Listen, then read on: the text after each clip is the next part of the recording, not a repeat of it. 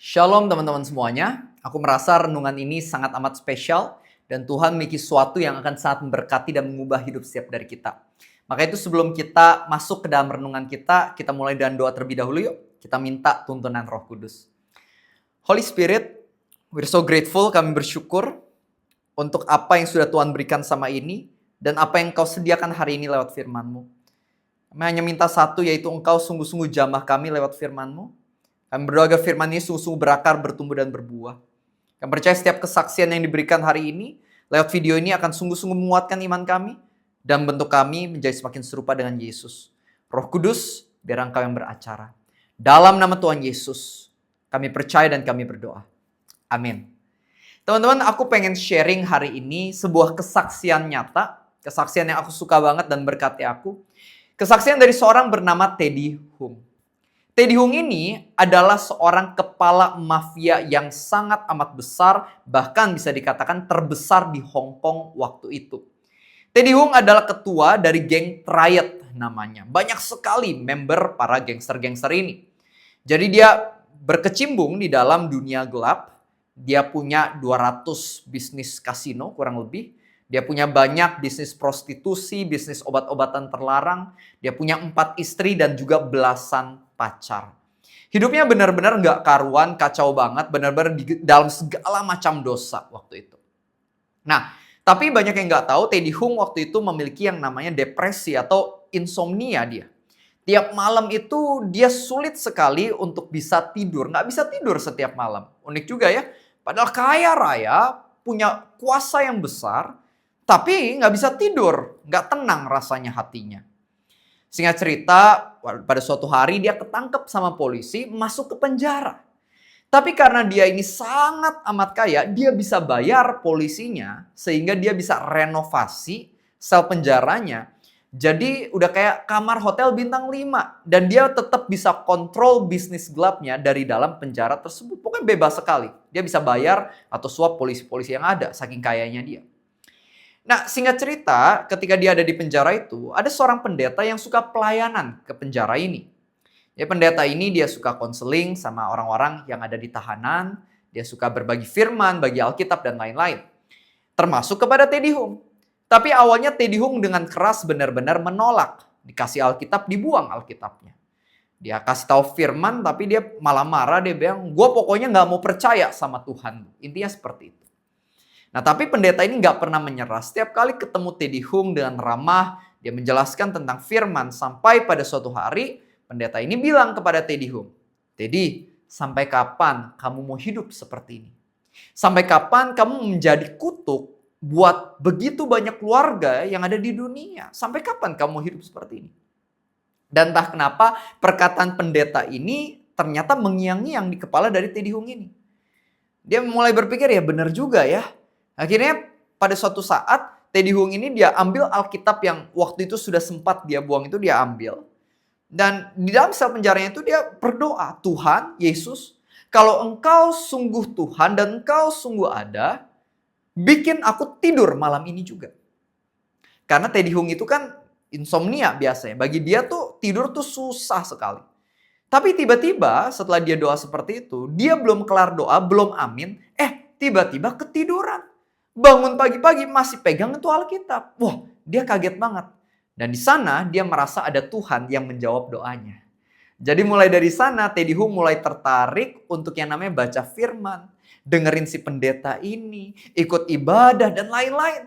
Akhirnya Teddy Hung sedikit demi sedikit semakin kenal Tuhan, semakin kenal Tuhan, semakin intim sama Tuhan. Akhirnya Teddy Hung, dia mulai bertobat. Kebiasaan buruk lamanya mulai dia tinggalkan dan dia mulai taat sama perintah-perintah Tuhan di dalam Alkitab atau firman.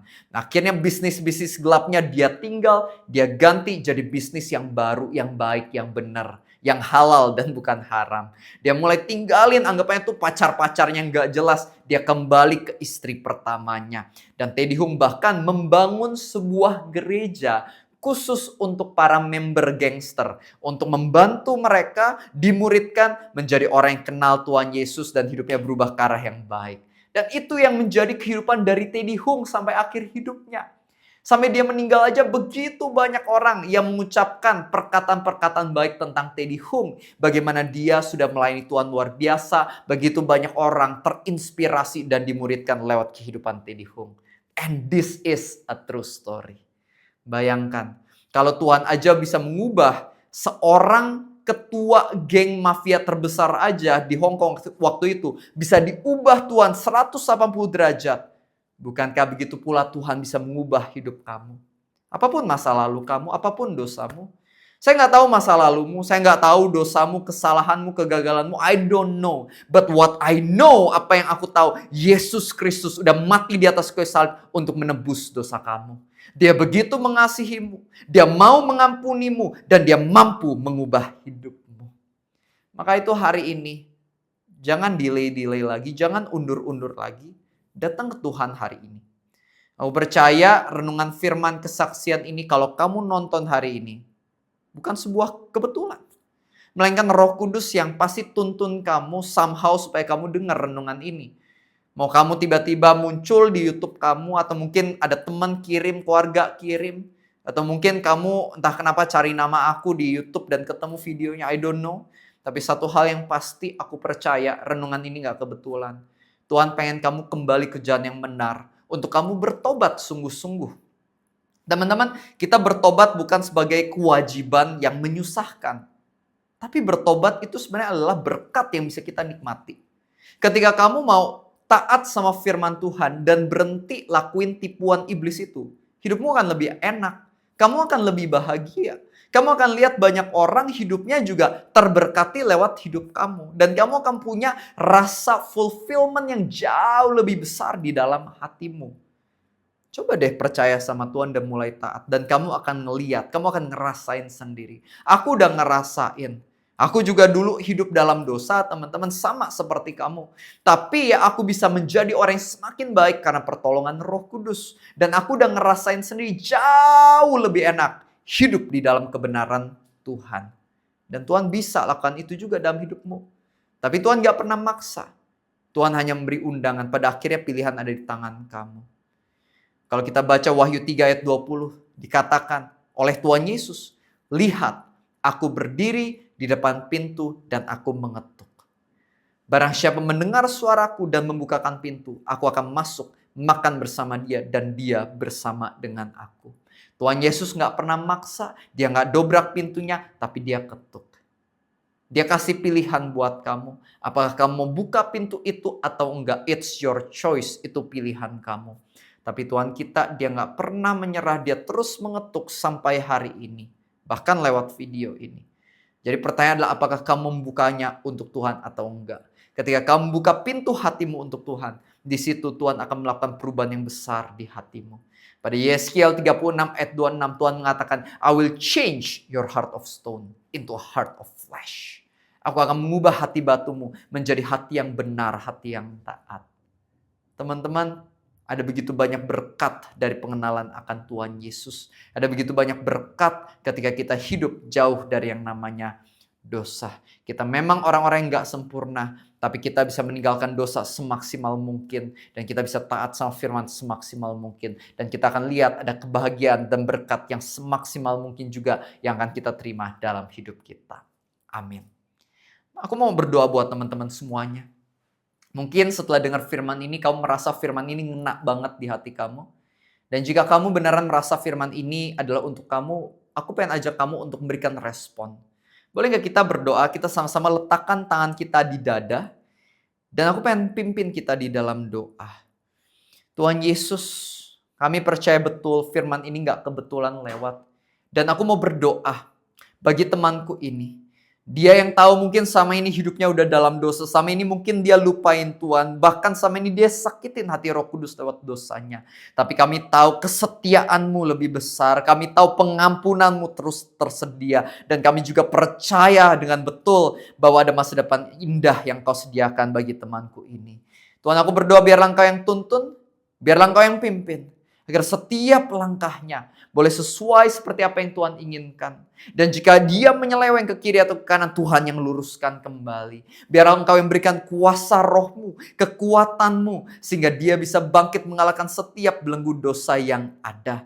Bantu dia ya Tuhan, agar dia memiliki kuasa urapan-Mu, sehingga dia pun bisa berubah dan mulai jadi berkat buat teman-temannya. Aku percaya hidupnya nggak gitu-gitu aja, tapi ada rencana besar, masa depan indah yang luar biasa yang Tuhan sediakan. Dan biarlah itu terjadi dalam hidupnya. Biar Engkau yang terus pimpin dia ya Tuhan, menuju kerajaan surga yang Tuhan sudah sediakan. Kami percaya dengan iman dan biarlah apa yang Kau rencanakan, apa yang sudah Engkau mulai ya Tuhan dalam hidup temanku ini. Biarlah Engkau yang selesaikan secara sempurna juga. Terima kasih ya Tuhan. Terima kasih, terima kasih, terima kasih. Biarlah urapan-Mu mengalir dan biarlah kemenangan terjadi hari ini bagi setiap dari kami. In the name of Jesus Christ, we pray.